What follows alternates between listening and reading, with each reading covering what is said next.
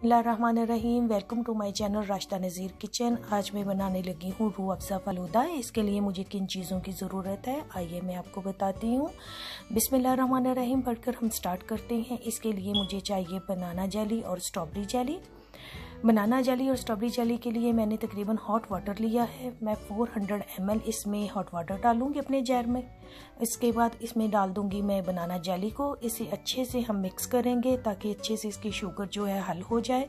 अब मैं इसमें ऐड करने के बाद ये देखें, अब मैं अच्छे से इसे मिक्स कर लूँगी। अच्छे से आप मिक्स करें ताकि चीनी जो है वो अच्छे से हल हो जाए।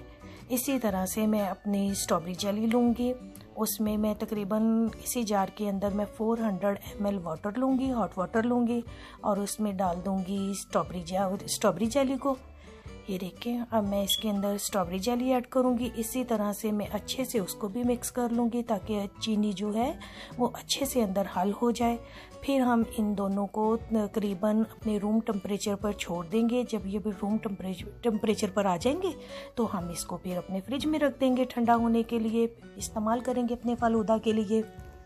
ये देखिए, बाकी आपको जो पसंद है वो जेली ले सकते हैं। बनाना और स्ट्रॉबेरी जेली जो अच्छी लगती है मुझे और मेरे बच्चों को भी फ़लूदा में, आपको जो पसंद है आप वो ले लें। चलें जी, अब मैंने एक पैन लिया, उसके अंदर मैं डालूंगी हॉट वाटर, गर्म पानी, खुला पानी लूँगी ताकि अच्छे से फ़लूदा जो है उबल जाए।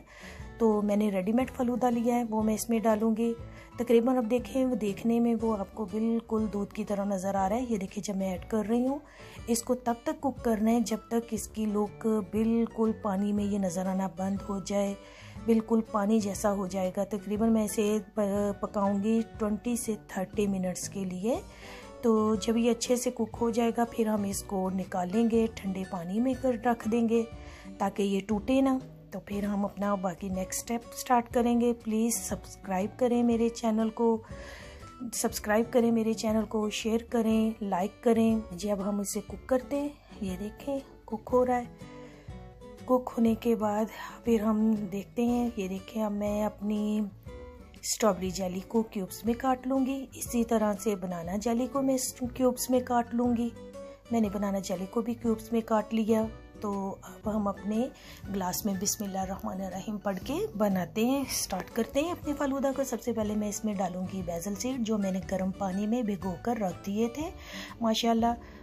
तो 1 चम्मच के करीब मैंने लिए थे, भिगोए थे। तो मैं आपको पता है ये बहुत जल्दी फूल जाते हैं और बहुत ज़्यादा हो जाते हैं।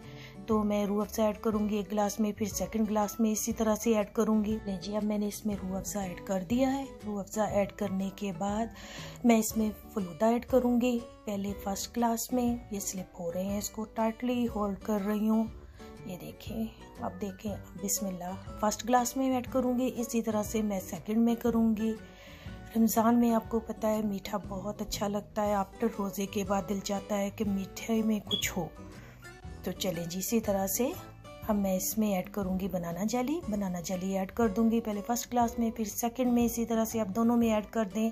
दोनों में ऐड करने के बाद फिर मैं इसमें ऐड करूँगी जी, इसके बाद अब मैं ऐड करूँगी फिर दोबारा से बनाना जेली ऐड करने के बाद इसमें ऐड कर दूँगी मैं बेसल सीड को दोबारा। ये देखिए, 1 चम्मच मैंने उसमें ऐड किया, 1 चम्मच ही मैंने अपने सेकंड ग्लास में ऐड कर दिया। चलिए, अब इन दोनों में ऐड करने के बाद अगेन मैं इसके ऊपर से रूह अफ़ज़ा डालूँगी, तकरीबन 1 चम्मच के करीब रूह अफ़ज़ा। पहले एक में फिर सेकंड में, दोनों में मैंने डाल दिया रूह अफ़ज़ा। अब इसके बाद मैं ऊपर से ऐड कर दूँगी फिर अगेन बनाना जेली, स्ट्रॉबेरी जेली। इसी तरह से अब ऐड कर दूँगी मैं मिल्क ऐड कर देंगे। पहले 1 गिलास में, फिर सेकंड में, इन दोनों में मिल्क ऐड कर दिया। फिर उसके बाद मैंने इसके ऊपर से आइसक्रीम ऐड की। इसी तरह से सेकंड में आइसक्रीम ऐड कर दूँगी। एंजॉय करें, प्लीज़ सब्सक्राइब करें मेरे चैनल को, लाइक करें, शेयर करें, दुआओं में याद रखें, अपना बहुत सारा ख्याल रखें। इंशाल्लाह मिलते हैं हम नेक्स्ट न्यू रेसिपी के साथ।